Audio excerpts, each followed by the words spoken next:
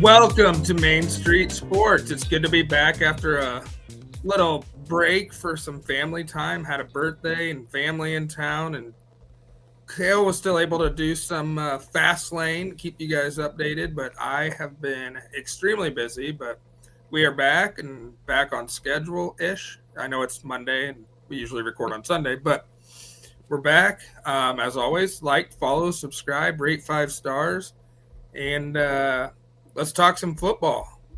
Brian Man, Kelly gets the boot. crazy. I mean, it feels like every week we got it. Like it was Napier last week. It's Brian Kelly this week. So who's gonna be next week? Yeah, the crazy thing is there likely will be somebody fired Sunday. Oh, for sure. It's just a matter of which of the three that are kind Yeah, of next on the hot seat. Which is it going to be Hugh Freeze or is it going to be Mike Norvell? or is it going to be Luke Fickle?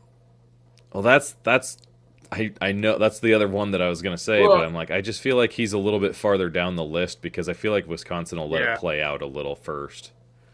Well, and I think like we talked about this yesterday with how crazy this carousel is going to be. Might like does Wisconsin just keep him for 1 year, one more year? Yeah, timing is everything here. Josh Pate and Joel Klatt both talked about this. Like it's going to be one of those things where you want to get into the market right now, or do you want to have some coaches kind of figure out where they're going first, so that way you kind of figure out what the market's like maybe Yeah, after a few schools make their moves. Like now you have to really think about that kind of thing along with the portal window, because yeah, that's part of what these guys were saying is like with this one portal window, people are going to make moves this early. It is going to be more of a norm than it ever used to yeah. be. It's like the coaches that are staying put, not going anywhere, they're going to clean up in the portal. Yeah, yeah. So it'll be an interesting, just like a crazy last 4 or 5 weeks or whatever up Yeah. until conference championship weekend. Because when does the portal open? Oh, it's right after the conference championship games. Okay, so like the point, like finding out who else is getting fired because they want a piece of the pie, Yeah. but I found it super interesting today. Like just before we started recording, within like the last hour or so, Joel Klatt talked about like who's like Urban Meyer and Nick Saban are fielding calls right now because Yes. he doesn't think that the coaching talent pool is very good, Yeah. which I found that to be really interesting. And part of that is just because like there's a lot of probably unknowns that haven't proven themselves at big colleges Yeah. yet because a lot of the changing of the guard where Mike Gundy's old, like some of these Yeah. guys have been around forever, like you just have to have that changeover of the next Yeah. generation of coaches. Clay Travis said same thing you did about if he's LSU, which this whole LSU situation's so weird that the firing came down from the governor. And like he was saying, like, get just say all you need's 4 years, 100 million, offer Nick Saban, do whatever you need to do. LSU should go after Saban, bring him back. Yeah, that's kind of crazy. I don't think that he's going to do that. No. Like I think he kind of likes, I mean, he's already said the deal about how like he doesn't, his wife is the one that wants him to entertain the money going back. He doesn't want to, like Yeah. I don't know. It was just still seeing him, like how fired up he got about the whole Penn State situation. Hmm. It just makes you curious. But I think he has his eyes set on something bigger right now because, and I think you catch some of that innuendo like yeah. on that commercial we talked about that one day. Like I think it's Aflac. Like they give that like indication like I am the commissioner of, and then it talks about some insurance blah blah blah blah blah. But Yeah. you can tell that they're trying to play the whole like he's going to be the commissioner of the new breakaway freaking whatever we end up getting. Yeah. So like the NFL minor leagues or whatever you want to call Yeah. it, like Because ultimately, that's where we're going. Yeah, I agree. They're going to break away from the NCAA, and then chaos ensues. Yeah. Because that's a whole other show. We go down that path. Yeah, that would be that's a whole, like, you could spend weeks talking about that, Yeah. like on the off season. So The one thing that is getting a little interesting, and this will like completely throw the whole coaching carousel in a bigger loop than it already is all the talk and rumors of Sarkisian wanting the Titans job. Like, yeah, if Texas comes open. Did you see what he had a response on that? Did he? I haven't seen that. Yeah, so actually I think it was Pate that talked about it. I don't know, it was one of the two, but he came out and like blasted this one reporter that one reporter let that report go, and then he basically blasted the media for running with it with no factual basis. And like, he said that Jimmy Sexton's never had to put out anything for a client of his in terms of being like, this is not true and all this kind of stuff. And like, so he kind of put it to bed apparently this weekend. Okay. So yeah, Jimmy Sexton, also Nick Saban's agent. Yeah, and Lane Kiffin. Yeah. I saw a meme earlier today where, like, you know how all the high school kids have the hats lined up in front of them? It was Lane Kiffin with the hats. Only one was out of place, though. Did you see that? Huh. The Arkansas job. Oh, okay, like, yeah. I'm like, get that hat out of here. Yeah. Exactly. So. Which, who knows what's going to happen. I know he's not going to Arkansas. Right, yeah, well, I feel like you could probably throw the Penn State hat out, too. Yeah. Like, he ain't going to Penn State. If he's going anywhere, it's Florida or LSU. It fits his style too much, dude. Yeah. Like, it's just... How many hot 18-year-olds is going to be at each college? You know, like, that's what he's weighing right now.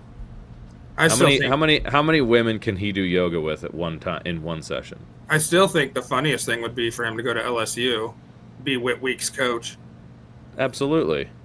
Then Whit Weeks would be playing with his hair on fire because of the repercussions if he ever makes a mistake. Yeah.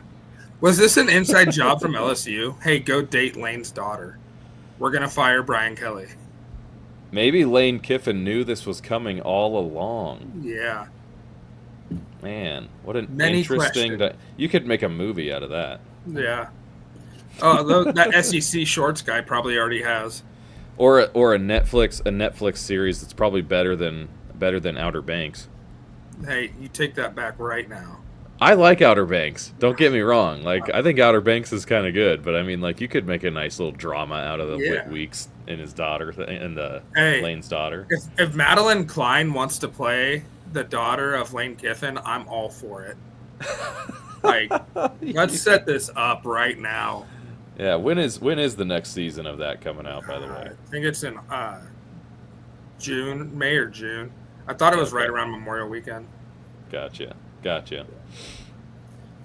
Anyway, we had a lot of action this weekend. I didn't get to see any of the morning games, but after birthday party got done, I sat and watched a lot of football in the afternoon. To me, that afternoon slate was just phenomenal. Does college football ever... I mean, this was probably one of the more lackluster on paper weekends, but really, it ultimately ended up being really good. Yeah. You know, kind of under the radar, and then it just kind of goes back to the whole idea. In this era, is college football ever disappointing on a weekend? No. Like, I don't feel like it is anymore. Like, there used to be, like, how we all say, like, oh, it's the weekend to take kids to the pumpkin patch. Yeah. And I'm not sure that that's even the case anymore. Like, maybe there isn't a weekend that you do that. Yeah. If you're a college football fan. Like, even this upcoming weekend, there's a ton of great games. Right. So, yeah. I did see game days finally going to a non-SEC or Big Ten game this weekend. A lot of people complaining about that. Of course, because they think that it should have waited at least till next week when BYU plays Texas Tech. Yeah. Yeah. Because there's no way that you're not getting that 2 weeks in a row. Now, the other flip side, there's two sides of this, like, complaining coin, because the Big 12 is complaining that it was this weekend instead of next. Yeah. Specifically, BYU's voice voicing that they're at Utah rather than on a BYU game. Yeah. You know? Yeah, exactly. So there's that whole dynamic. But then the other dynamic is like, and I kind of referenced this on Fastlane this morning, like some of the SEC voices that are just like, nobody cares about irrelevant fan bases like Utah and Cincinnati. And that's the kind of stuff that drives me nuts. Yeah. Like you can take your claim and be the best conference in the country. I'm okay with that. Like I'm okay with agreeing to that. But don't downplay everybody else by having their chance to have a game day host. Like it doesn't do anything Yeah. for your ratings as SEC games. Yeah.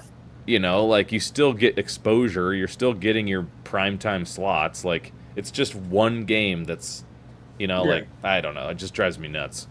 Drives me nuts. Like, what is, at the end of the day, what does game day do for the actual game? Yeah, nothing. It's Yeah. just it's like, do you think people aren't tuning into game day because of what location they're at? That's asinine. That's a stupid take, you know? Like that's what, so that's kind of what I said the other day. I was like I don't know why I even entertain X sometimes, because people on X are just like it's a fantasy land, you know. Yeah. I used a different word for that, but like it's the land of morons, you know, like hot takes and make sure you get tons of clicks. So much of it anymore is just no real people. It's people hiding behind fake accounts and pictures and just trolling. Yeah, I just had a spider go crawling down on a. That's fine. That was weird. Anyway, yes, I agree with you. Like I've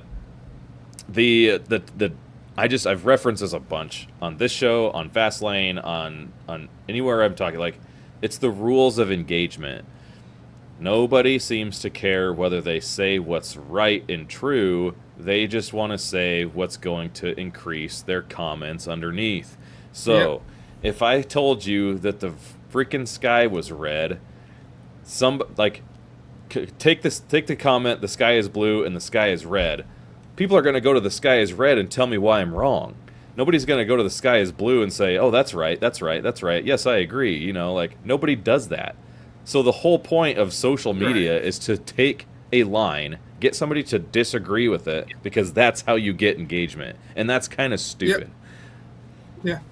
So, is there anything better than a red harvest sky in the evening? Man, I love it. I just love the fall in general. Yeah, I agree. We can jump into some of the bigger games from this weekend. Like I said, I didn't get to see much of the morning window. At least there wasn't a whole lot in the morning window. Mm-hmm. So I forgot what games are even in the morning. You'll have to go through the scores, and I'll give my take if you want me to. BYU Iowa State was a morning window. That was good. BYU pulled away late. Yeah. Yeah. That was surprising. That was actually kind of surprising, because you kind of had the sense that Iowa State was a little bit in control kind of the whole way until it started to kind of falter off there in the second half. I was surprised. Yeah, and I don't know what's going on with Iowa State. Dude, you said something every year. You said something really good about I think it was you that said about Matt Campbell. Like, he is Colin. Is Colin. Okay, he so wasted his chance. Yes, like, I think that's a great take, because a lot of people are like, "Oh, Matt Campbell's he should be in line for this and that and whatever." But now it's like, you waited so long. Like, man, that was a really, I read that and I was like, "Dang, dude, like, that's a really." I agree with that 100% now that I've read that. You know, like, it's not that he's not the right person for a job. It's just now you're getting other names, and it's like you kind of, you know, I don't know. So, yeah, it just he wasted his time.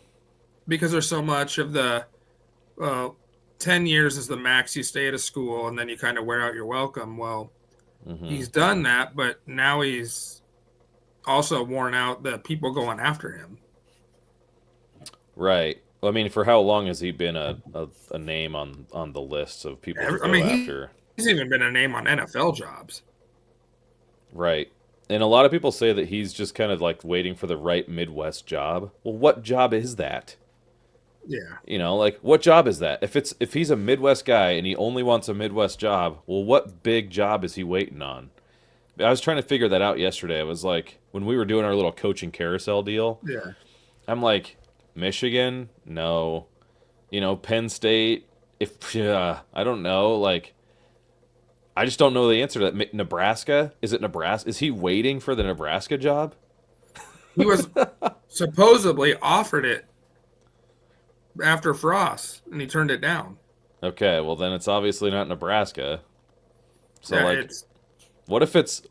I'm not gonna say this because I think that's dumb, and I don't think in a million years it would happen. But like,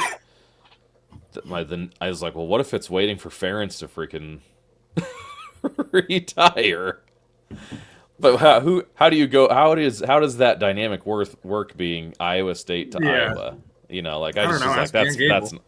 that's not gonna. Well, geez. Oh, So that was a good one.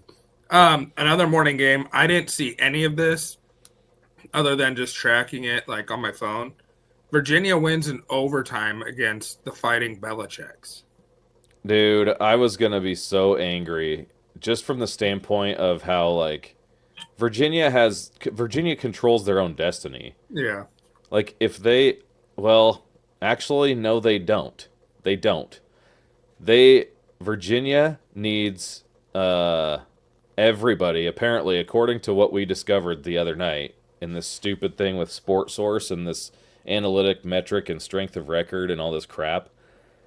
Like it doesn't look like Virginia even has a chance unless they win out. I guess they do because they'd have to yeah, lose to Duke, so they could go undefeated because their loss to NC State is not a conference game. yeah, Okay, never mind.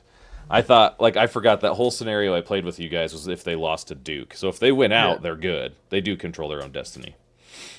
So I just hope that they do because that throws such a huge freaking wrench into the playoff committee's precedent they set last year. yeah, By not penalizing teams that qualify for their yeah, championship games. yeah. With SMU, but I mean, the argument was three lost teams versus a 10-2 conference loser.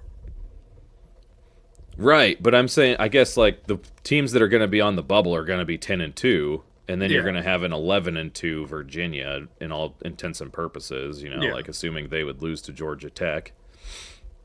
So like I don't know, man. Like do I think that Virginia is a top 12 team in the country? Frick no. Yeah. But it's like well at that point maybe they are at that point just like I don't know. It's so hard It's because like like Indiana last year, though. yeah, a little bit, but like I just think that my gosh. Like even it doesn't matter what your record is at the end. Like Yeah. because you have the one side of the table that's like, well, they did what they did. They did what they control. Yeah. And then you have the other side of the table that's like, well, use the eye test. Like can Virginia beat freaking Vandy? No. They can't. I don't think so.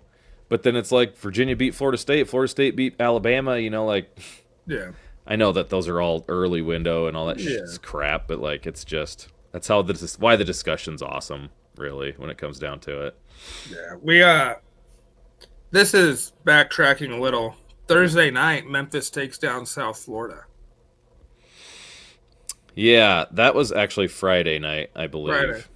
And that was a fantastic. No, that was Saturday. That was early window Saturday. Okay, it was early window. Yeah. Yeah, I was gonna say that was. I'm thinking back. I'm like, I was watching that, and there's daylight going in my house. So Yeah. that was a great game because South Florida was ahead by it seemed like multiple scores most of the game till the end. Yeah. And Memphis did that. I did not realize. Brendan Lewis, Yeah. he's playing on a bum ankle, so them being able to do that while he's not healthy Yeah. is even more impressive. So Now South Florida out of the G5 picture. not necessarily. They've got some weird tiebreaker stuff going on in the AAC too. Memphis still has to play Tulane. Yeah. Oh man, I wish I had this ready because I have the whole thing. And then you got Navy, who just keeps chugging along.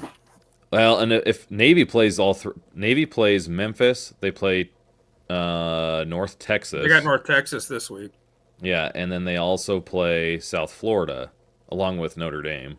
Yeah, You know, like so like I actually projected them to go 7-5. Like I think they're going to lose 4 out of their last 5. yeah, So, I just don't like it's kind of like we talked about like their defense just sucks. yeah. So, Then you got Old Tarleton State still undefeated. are they? I haven't kept up with that division at all. Yeah, their only like big win was that Army game. Gotcha. Um, and then afternoon windows, Vanderbilt beats Missouri 17-10. Yeah, Bo Pribula's injury is the Yeah, story out of this, obviously, and then the whole like Vanderbilt kicking off their own campaign for Pavia to be Heisman. Although yeah, if you look at his stats in all of those games that they've won, it's like he hasn't passed for over 200 yards, maybe except like once. yeah. And so like I don't know, like Missouri, I don't know, like Missouri's basically done. Obviously, if Pribula was an air cast, like he's done for the year, I think, Yeah. and Vandy just did enough to get by. And Missouri's defense is stingy. I was kind of on their, obviously on that earlier in the year, and Yeah.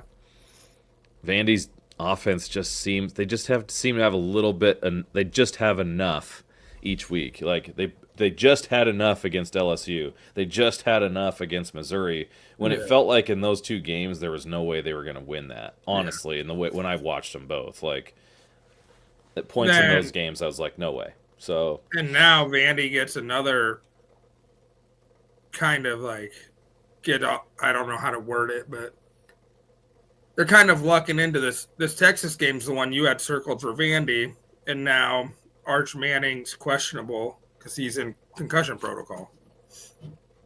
yeah, that makes a big difference. It's in Texas, Yeah. and as of tonight, Vandy was still a 1 point dog. Yeah. So I don't know. I don't know when. I mean, that's with the backup and like the Texas's backup quarterback played okay, Yeah. This might be the and worst thing that could happen to Texas is if this backup comes out and just balls because Arch hasn't done shit. but it might also give them a good enough argument in the eyes of the playoff committee, being like, "Look, we're a different team than what we were with Arch. Yeah. Now put us in if we run the table." Yeah. Especially if Texas wins out and beats A&M in that final game, they finish 10-2. How pissed will Even Florida State people be? You kept us out because our quarterback got hurt. yeah, but that's also because jeez, but that's because Florida State's backup was dog poo poo. Yeah, but they were still So undefeated. it's true, but yeah, makes a difference. But like if this guy outplays Arch, you're basically saying now at that point like. Now we're now we're playing the dudes that we're paying a ton of money for, even though they might not be the best person on the depth Yeah. chart. Like that's annoying. That's annoying. That goes against every fiber of my being as a coach. Yeah. Like you play the best freaking players, dude. Well, Alabama they went sleepily to Columbia, South Carolina. Have to come back, score 14 points in the final 4 minutes to beat South Carolina. This one broke my heart. I was like, we talk about chaos all year. Yeah.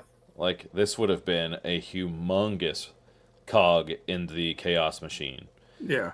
Like but obviously the magic in Alabama, the one that always seemed to be there with Saban, like Yeah. now DeBoer just inherits it because it's like, jeez, you guys get 1 year of having to like struggle in big games, and now you get to be back to being Yeah. like, and we all picked them to freaking win the national title, but I mean, I wouldn't say that I think that's going to be the case. I don't think their offense would be able to score against Ohio State, but No, we'll find out in the Big Ten championship because that's about the only time Ohio State's going to play a proficient offense.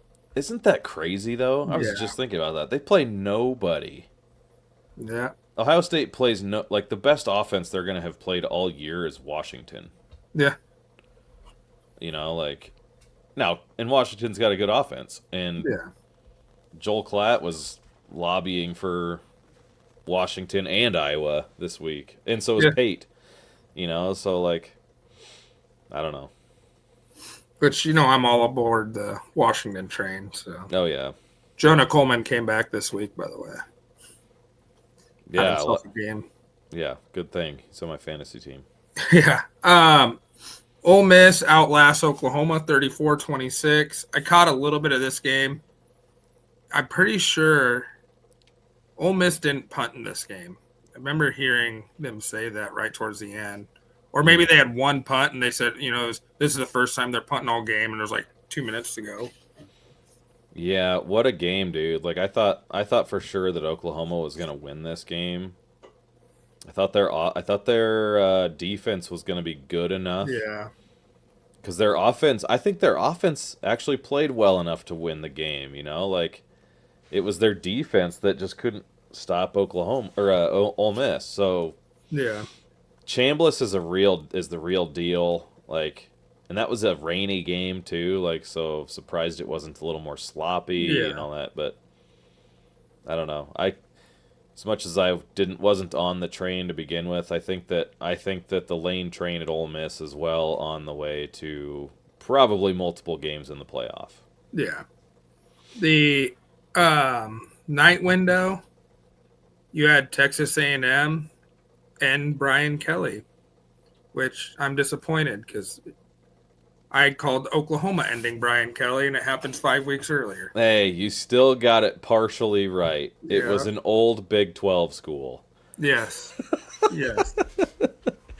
Oh man. Yeah, that's crazy, dude. Like when you think about it though from a performance standpoint, you fired a guy that you have to pay $54 million to, Yeah.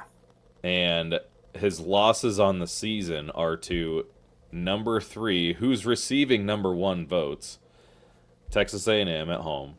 Yeah. You lost by 1 score to Ole Miss, who's at number 7, and you lost by 1 score to Vandy on the road. Both Ole Miss and Vandy were on the road by 1 score, and Vandy's number 9. So And like, now you got a bye week and you got to go to Alabama. right, and so now, are you gonna do the whole like? I'm waiting to see. What are you gonna pick? Because you've already set precedent, boy. After a firing, these teams Yeah. are fired up. Yeah. So is LSU gonna beat Bama? They could. I might call it right now. Yeah. I mean, coming off a bye week, they don't know what to expect. They fired the offensive coordinator. Yeah. Oh boy, Alabama is in trouble. Yeah. I wouldn't be surprised one bit. Alabama's No. on a bye week too. Yeah. But they still don't know what they're preparing for. Right. And then I didn't watch a single snap of this game. Oregon on the struggle bus at Wisconsin.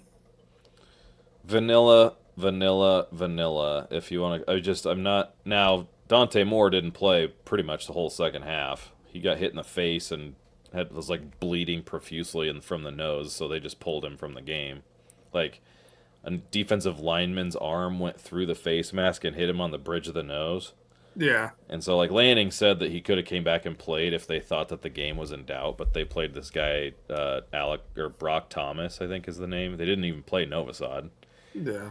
So like, So but that it was prediction was wrong. they scored two touchdowns with the backup in because it was 7-0 only at halftime. So I didn't watch a lot of it honestly. I had it on my other TV because I was too into LSU Texas A&M. And so, like, I didn't see a ton of it. It was raining up in Eugene, so, like, that was part of it, I guess. But the one thing that I will say that causes, like, some issues for these top teams against Wisconsin is if you rely on the run, like, a ton, like, rushing attack, like, you're playing right into the strength of Wisconsin's defense, which is actually really good run defense. Yeah. Like... So you combine that with a rainy game and all that kind of stuff and pass. I mean, it was raining, not like sprinkling. I mean, it was pretty wet a lot of times. And Yeah. so like I'm sure like they called conservatively because I mean, if you're Oregon, you're like, well, they're not going to score. Yeah. You know, Wisconsin's offense is so freaking bad. They hadn't scored, and I mean, they scored one touchdown, and that's the first points they scored in 3 weeks. Well, now Oregon goes to Iowa City in 2 weeks, right? Is it 2 weeks? I thought it was this week. I don't think it's this week. It's next week. Yeah, it's off. They're both off this week. Okay. So yeah, it's gonna be. We'll wait till next week before I make my call on that. Yeah. You're taking Iowa. Am I? Am I? Oregon's my team, dude. Well, so is Iowa. The what was it? The late window. Colorado. Yeah, that was. Deion's done. Minus 18 yards at halftime. Yeah. Yeah, Deion's done, man. Like, yeah, and I think it's just coaching altogether. I mean, he had another episode, 2 weeks ago, and yeah, like he just needs to be for his health. Yeah, like go hang out in Cleveland. Yeah,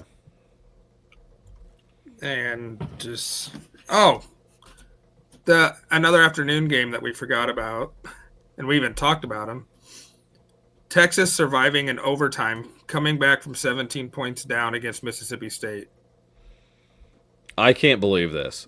And I told you guys, not that I'm trying to say that I was right, but I mean, you just have the feeling, like you just know. You know in games like when a team is going to come back, and it was just like Texas is going down the field, like they can't score and move the ball all game long. Until the fourth quarter, and it's just like what they did with Florida. Like they put Florida on the ropes late when they couldn't move the ball all game long. Yeah. You know, and I was like, they're gonna win this game, you know, like they're throwing 40-yard passes and freaking, you know, like just it's not even contested balls.